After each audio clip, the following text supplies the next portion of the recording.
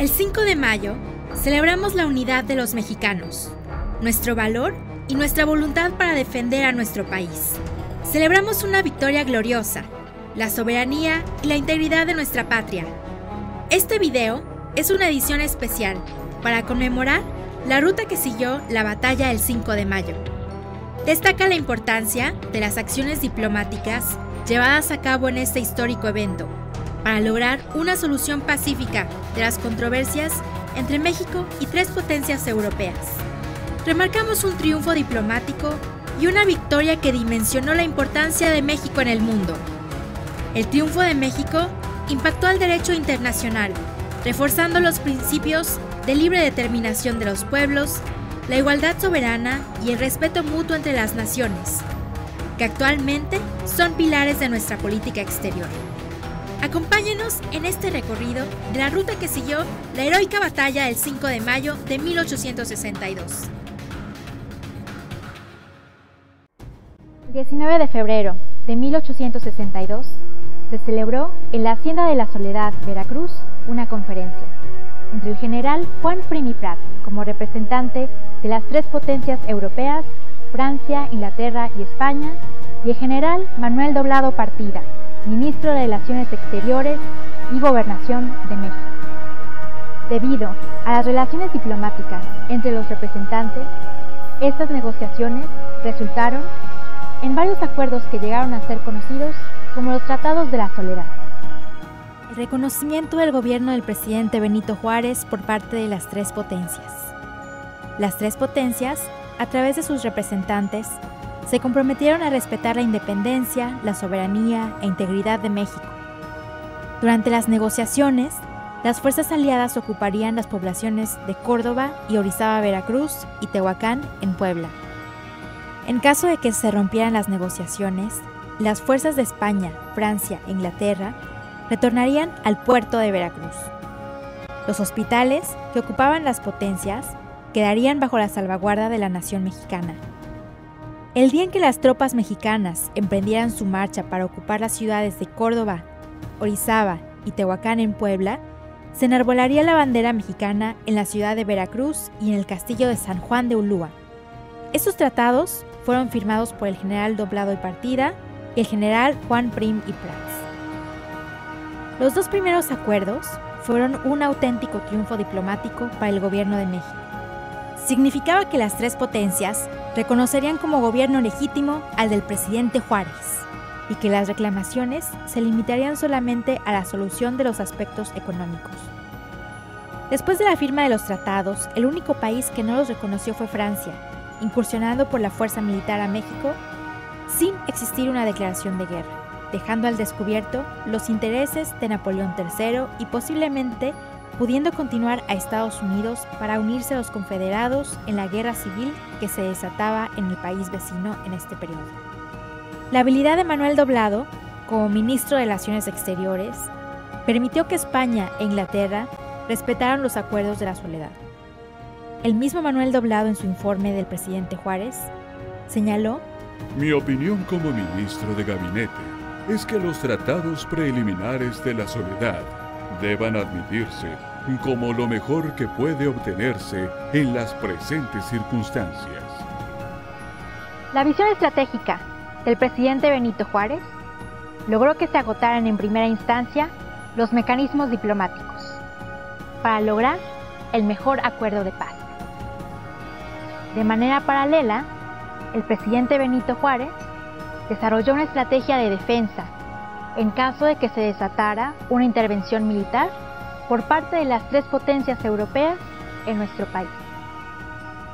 Por este motivo, Benito Juárez designó como comandante del Ejército de Oriente al general Ignacio Zaragoza, que hasta ese momento se desempeñaba como ministro de guerra bajo las órdenes del presidente Juárez.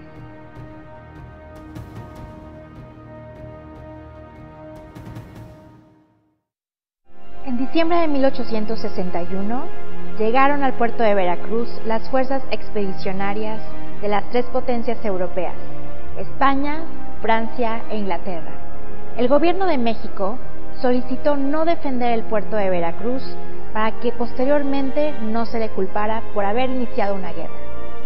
El 19 de abril del mismo año, el general Latry, conde de Lorenzés, llegó a la ciudad de Córdoba, procedente de Veracruz.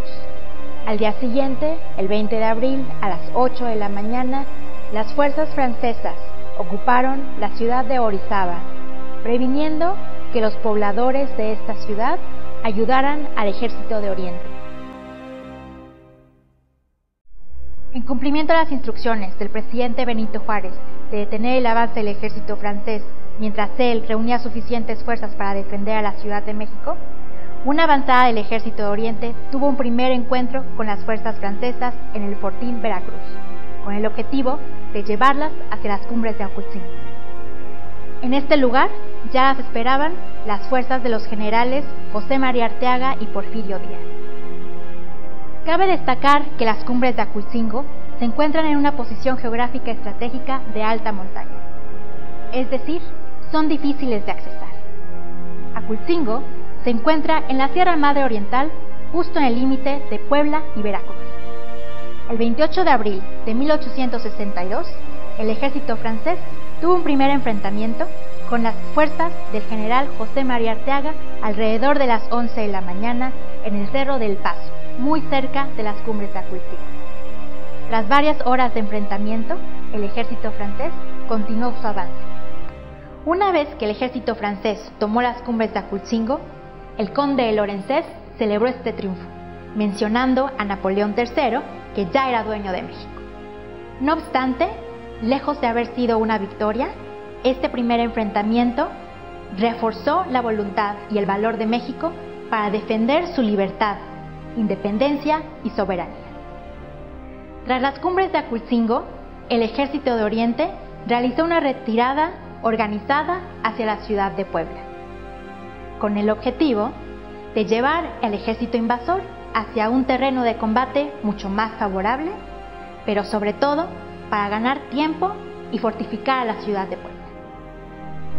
El 30 de abril, el ejército francés pernoctó en la cañada de Ixtapa. El 1 de mayo entró a San Agustín de Palmar. Ya para el 2 de mayo se encontraba en Quecholac, Puebla.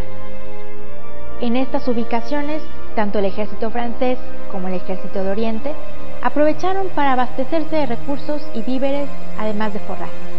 El ejército de Oriente se abasteció de recursos económicos y aprovechó para crear unas fuerzas de reserva. Adicionalmente, creó una guardia civil que protegiera a los habitantes de estas comunidades. La batalla llegó a Acultzingo por ser un lugar estratégico y también un punto de paso entre Veracruz y Puebla. En este lugar, el ejército francés estableció su campamento a un costado del cerro de Tepetzi, ocupando las alturas del convento, la parroquia y el portal en prevención de alguna sorpresa. Igualmente, en este lugar, el ejército de Oriente llevó a cabo el reclutamiento para integrar la segunda compañía de la Guardia Nacional, así como para abastecerse de víveres y forrajes. La participación de los pobladores de Acultzingo se orientó al apoyo de los trabajos de fortificación de la ciudad de Puebla.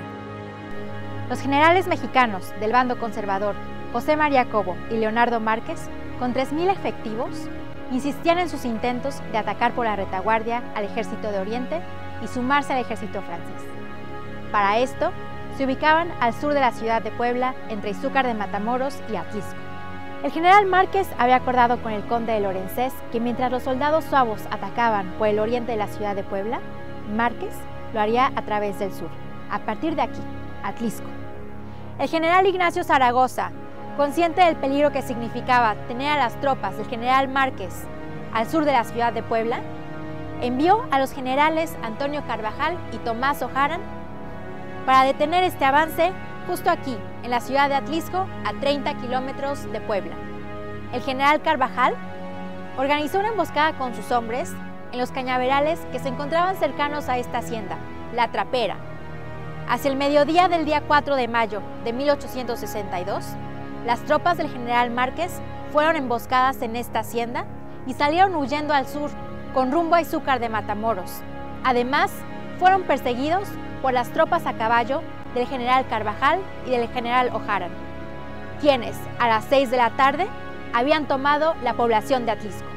Esta victoria en Atlisco es muy importante para la epopeya del 5 de mayo de 1862, porque evitó un ataque simultáneo a la ciudad de Puebla por el sur y por el oriente, evitando así que los franceses llegaran a la Ciudad de México. El 4 de mayo de 1862, las fuerzas francesas llegaron a Mozoc, situado a 15 kilómetros al oriente de la ciudad de Puebla. En este lugar, el conde de Lorenzés reunió a sus comandantes, entre los que se encontraban el general Juan Nepomuceno Almonte y el general Francisco Haro y Tamariz, mexicanos del bando conservador, quienes le aconsejaban al conde de Lorenzés tomar la ciudad de Puebla por el sur por estar menos fortificada. No obstante, el Estado Mayor francés decidió no incursionar por la ciudad de Puebla, por pensar que se encontraba muy bien defendida, y decidió atacar el punto más elevado para obligar a que la ciudad cayera. Esto fue el fuerte de Guadalupe. Durante esta reunión con sus comandantes, se dio a conocer el plan de defensa que iba a seguir el general Ignacio Zaragoza, y se acabó de definir el plan conjunto que seguiría el ejército francés con el bando conservador mexicano para atacar a la ciudad de Puebla. El 4 de mayo de 1862, el ejército francés celebró con un banquete el triunfo anticipado de la batalla que esperaban ganar al día siguiente en la ciudad de Puebla. En esta iglesia, durante la tarde del 4 de mayo, se celebró la última reunión con todos los comandantes de las brigadas que integraban al Cuerpo del Ejército de Oriente. En esta sala, al sur del altar mayor, se encontró el puesto de mando del general Ignacio Zaragoza. Desde aquí, Ignacio Zaragoza, el día 5 de mayo de 1862, a partir de las 5 de la mañana, informó al presidente Benito Juárez, vía telégrafo, el desarrollo de todas las operaciones militares. En esta iglesia quedó situado el cuartel general de Ignacio Zaragoza, comandante del Cuerpo de Ejército de Oriente, toda vez que se trataba de un punto dominante en el terreno, justo a orillas de la ciudad de Puebla, a la entrada del camino a Veracruz, y con una muy buena cobertura visual del fuerte de Guadalupe y del camino a Mozoc, por el que entrarían las fuerzas francesas. A partir de las 6 de la mañana, el ejército francés inició su avance a la ciudad de Puebla, proveniente de Amozoc. El general Ignacio Zaragoza, comandante del Ejército de Oriente, se dirigió a sus tropas con la siguiente arenga. ¡Soldados mexicanos!